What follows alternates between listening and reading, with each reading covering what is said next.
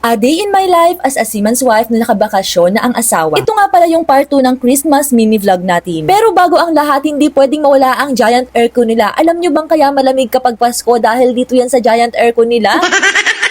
So, back to the story nga, yung part 1 natin ay maghapon yata kaming namamasko dahil sa laki ng angka namin.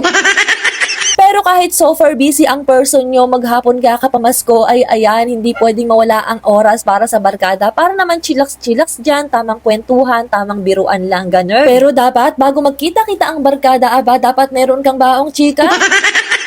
Syempre, paano kayong magkukwentuhan kung wala kang baong chika, diba? O diba, mindset ba? Mindset. Habang nagchichikahan nga kami, itong mga anak namin ay nagbabanding din. Tamang sayaw-sayaw lang dyan, pero maya-maya, iiyak na yan. Kaya kung gagala ka kasama ang barkado or magkikita-kita kayo ng barkada nyo, isama nyo yung mga anak nyo para hindi kayo lang ang nag-e-enjoy.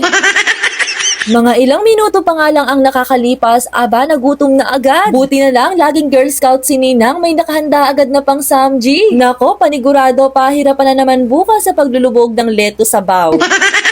Back to the story nga, ayan, napagod si Baby Aryan maglaro, kaya ayan, kumain muna siya. At pagkatapos noon, tuloy na naman ang laro. Kaya halos ginabi na nga kami dito at inabot na yata kami ng 10:30 to 11 PM yata yon, if I'm not mistaken, kasi sobrang nag-enjoy si Baby Aryan sa mga kalaro niya. Pero bago nga pala kami umuwi, ayan, napagtripan pa si Baby Aryan. Ito? Piliin mo 50 or 100. Ano? Gusto mo sa dalawa? Pili ka.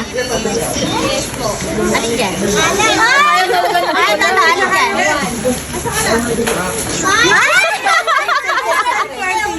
Ay, tatalin di tali. Wala na pipili. Sana lang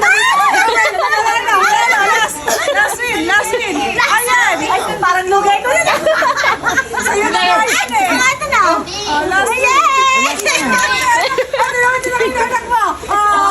Pagkatapos nga nilang pagtripan si Baby Aryan, umuwi na kami sa bahay at ayan, inaantok na siya at nagpaheli na siya sa kanyang papa. So ayan, see you on next mini vlog. Bye-bye!